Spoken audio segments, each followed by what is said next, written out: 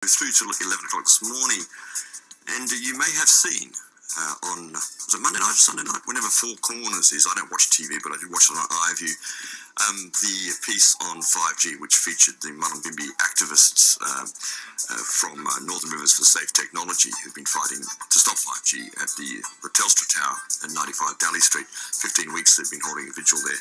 And a very good piece in the Echo, front page of the Echo this week, which you may have seen, by Paul Bibby, with some of the questions and the non-answers that have appeared from the relevant regulatory bodies.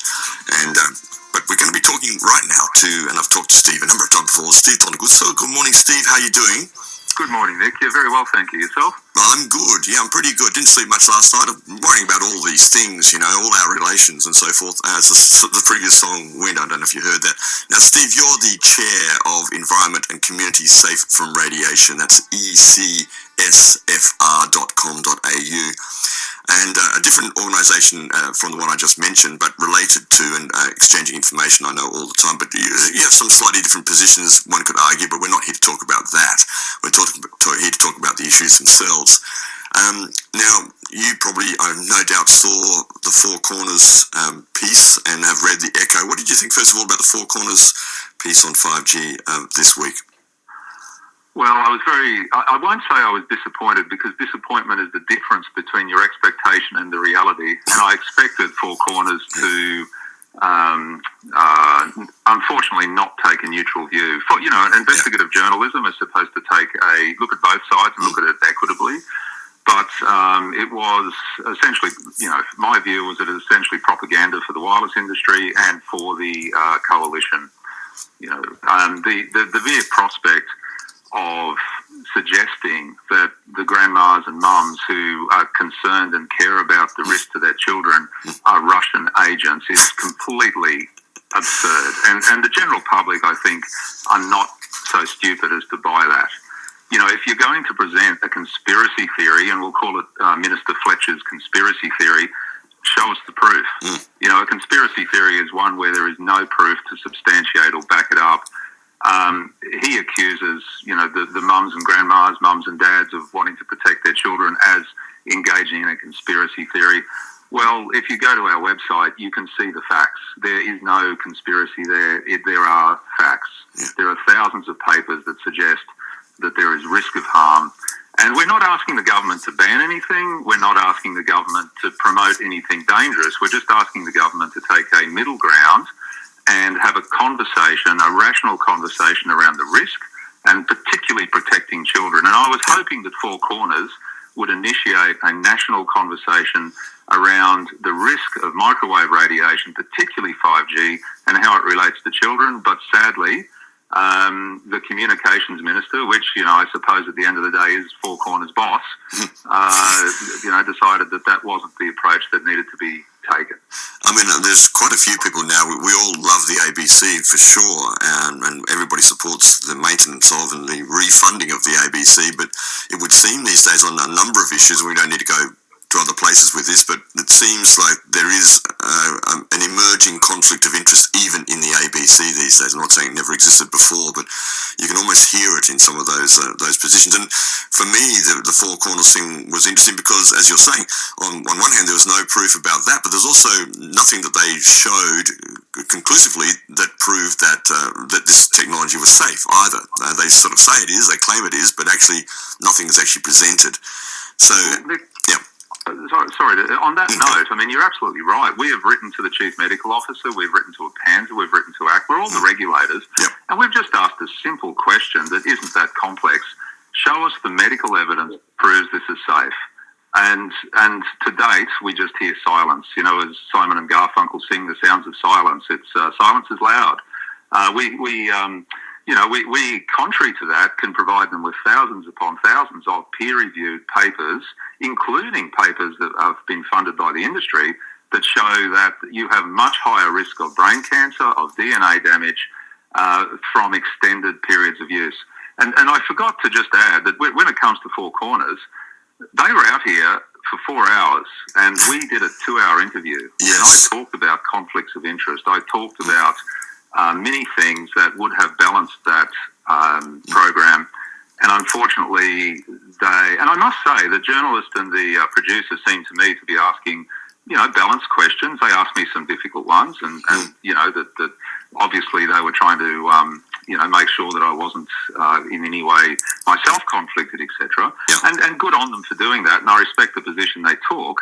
So, my only guess is that people higher above them edited out the show and changed it. But yes, they used nothing that I provided them, which was a contrary view. Nor did they talk to any of those thousands of scientists who have published on the harm.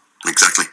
I mean, also, I remember seeing earlier in the week a promo for the piece which featured some guys, and he was asked, I think, can you say 5G is safe? And he sort of ummed and ahed and sort of looked down. You could tell that he couldn't say that, but they even edited that out. I sort of have this memory that was there. I don't know if it actually was there, but I think you No, it was. Yeah, it was. Yeah. So, I mean, it seems like they really weighted it quite heavily one direction, and that was that. I mean, it is true, isn't it, that, and it's also mentioned Paul Bu's article in the Echo this week, that that ACMA, the Australian Communications Media Authority that you referred to there, they stand to collect $5 billion next year from the sale of wireless licenses to telcos, while at the same time holding the responsibility for regulating the same companies. Is this a conflict of interest? Duh. And we're seeing this across the board in so many issues, but it's kind of blatant, and I find it extraordinary that the people who support 5G, carte blanche, just go, yeah, it's great, we'll have all this fast stuff. They actually haven't thought about that. Follow the money, as we always used to say, and we still say, follow the money. So what do you think? What's your position with that? It's a lot of money that ACMA is going to receive next year from these licenses. Oh yes, look, we're talking they're saying that trillions of dollars have been lost with this pandemic. Well, tens of trillions of dollars. I think it's a $17 trillion industry globally, the wireless industry.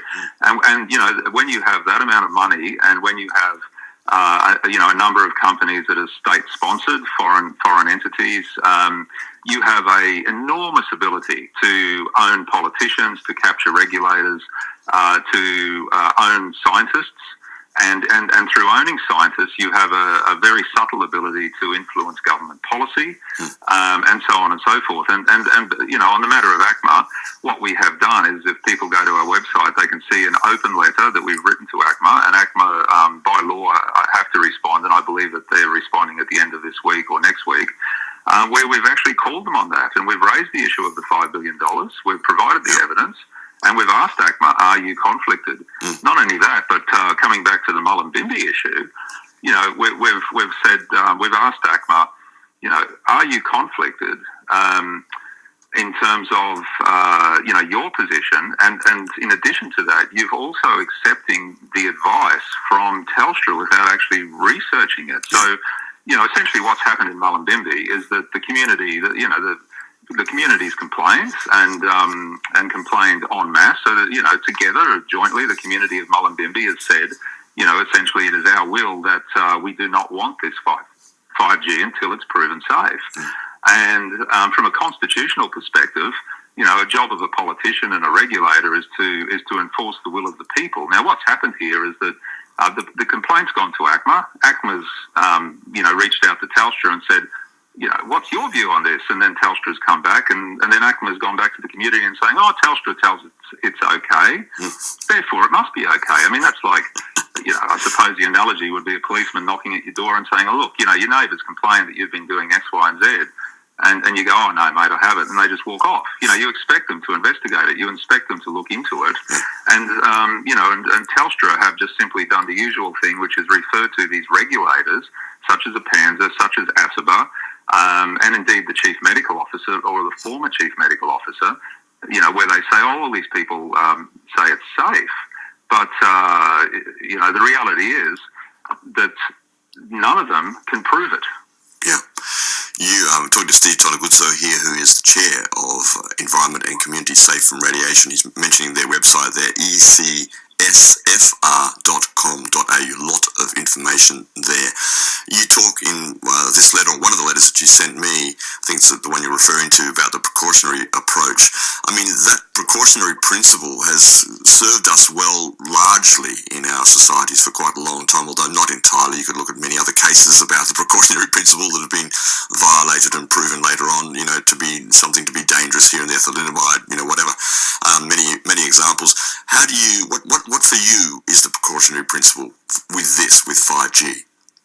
Well, essentially, when there is uncertainty in the scientific community, and there certainly is, some people argue that uncertainty is actually manufactured. It's probably no coincidence that industry-funded research shows something like 70% less harm than independent research. But in any event, there is controversy. So when there's controversy, the precautionary principle needs to be applied. And what that means to me is essentially, look, we don't know. There's enough of a smoking gun to suggest that there is a high likelihood, or a likelihood, that this stuff could, in the long term, it can be harmful. And so what we need to do is adopt a precaution. Think of peanuts in the school, right? That there is a risk that, it might be very small, but there is a risk that a peanut could harm, potentially kill a child. So we're going to adopt precaution, and until we really know for sure what's going on, we're going to ban peanuts. I guess another approach, or I'll just take a step back, with precaution is also around precaution is informed consent. So that, for example, let's tell people this stuff is dangerous. Let's tell them we don't know for sure that it's safe. Let's give them enough information that they can make an informed choice. And indeed, if I may, there was actually a $26 million industry study that was funded by the industry. In 1995, it was... so this is the Wireless Technology Research Project? Yes, that's right. Yep. $28.5 million was put into the fund by the industry. And what the chap, Carlo, the guy that headed it up, who was actually, it has been suggested he was a mercenary scientist, if you like, but even still, he in 1999 he published a letter that said, based on industry-funded research, the risk of rare neurotumours on the outside of the brain was more than doubled in cell phone users. There was an apparent correlation between brain tumours occurring on the right side of the head and the use of the phone on the right side of the head, and the ability of radiation from a phone's antenna to cause functional genetic damage was definitely positive. He then went on to urge the CEOs of the various companies to do the right thing, and he just asked that the information they needed to make, basically to give consumers the information they needed to make an informed judgment about how much of this unknown risk they wish to assume. And the problem here is that I think a big issue is that while the debate rages, nobody's actually telling people this stuff's dangerous. I mean, APANSA, our government regulator, recommend, they don't suggest, they recommend that exposure be reduced for children because of the risk. Now, we've also written to the government, APANSA and ACMA, and we've asked them, we've said, who in government made the decision to withhold that information from parents and schools? Right? You, the government regulator, are saying there is risk around this, and yet who made that decision not to tell the parents, not to tell the schools? And we have schools saturated with Wi-Fi. We have schools, fortunately, I believe that the departments of education in various states are starting to ban the use of smartphones from schools, which is reducing the exposure. Good on them for doing that. But this is the sort of thing we're talking about: is stop hiding the truth. Let's actually have a rational conversation, and let's see if we can use this technology in a safe way. Let's see if we can explore that. And I will say, in all fairness to the industry, that some of this research has indicated that if you're not a heavy user, you're far less likely to develop these issues. So it's around heavy use. It's around. So it's about education, essentially, isn't it? It's basically education. It's education, yes, education, and informing people what to do. Such as and if I think it's important. If I could use this opportunity, that you don't sleep with your phone next to your bed or under your pillow. You turn it into aeroplane mode when you're not using it. You just do things to reduce your exposure. Wi-Fi, it's a bit less convenient if you hardwire your computers in your house, rather than have Wi-Fi on. If you're going to have it on, at least turn it off at night when you're sleeping and the kids are sleeping and no one's using it. It brings up an interesting thing, this, isn't it? Because once something becomes pretty well saturated in society, and we just get used to using it and the convenience of it, then it's very hard for us to sort of turn back the clock somehow and make these adjustments for many people. It's something, and I think it feeds into also people's confirmation bias. Well, I've been using phones for years, and Wi-Fi, it's all good, and yet we don't know long term these things. So there's a sort of psychological element here, which I think is played on a lot. And you've been referring some of those statistics before to an article which I mentioned before we started talking, which comes from March 2018 in The Nation magazine, which is I think it's the oldest sort of left-wing news outlet in America, I believe. But it's a piece in 2018, an investigative piece. It's very long, but it's called "How Big Wireless Made Us Think That Cell Phones Are Safe: A Special Investigation." And it really takes it on a bit of a tour about how this is sort of managed and the manipulation of the scientific arguments. And there's quite a history. Motorola's a good one where they literally called it wargaming science. In other words, keeping the dialogue going, but really not giving space for the alternative view, but sort of creating basically the big conspiracy theorists or wackos or one side or the other, or the way that the Mullumbimby activists were kind of painted somewhat in the Four Corners interview. So all of that's going on, and yet people sort of get caught up and go, well, it's okay. So, I don't want to play the devil's advocate, but is it too late to turn back all this now? Well, we managed to... you look at smoking, you look at asbestos, and the convenience of the fibro that had asbestos, and I suppose other issues such as you mentioned, thalidomide. And I think it's consumer education is important, but then you also look at alcohol, for example, is that alcohol is a carcinogen. But people are informed, they're aware, and they can make a choice. And I think alcohol is a very good example because, yes, it's a poison, it's a carcinogen, but if you take it in moderation, your risk is a lot lower. If you saturate yourself in it or in your internals, your risk is a lot higher. The government actually inform people about the risks, if you're pregnant, etc. And by the way, the fetus and the children are a lot more vulnerable to microwave radiation than adults. Yes, so if we draw that analogy and use that, what we've learned from alcohol, I think we can possibly apply that, and it can still be part of society. What our wireless tech to a large extent, but a key thing and a key difference between alcohol and wireless radiation is with alcohol you have a choice. You don't have the government holding your nose and pouring it down your throat and your children's throat, whereas with microwave radiation, with all these towers, with the saturation of Wi-Fi, 5G, and so on, which adds up. It just builds up and up and up. We have far more radiation now than we did 20 years ago when the standard was set. That is, you have no choice. It is being forced upon you 24/7, 365.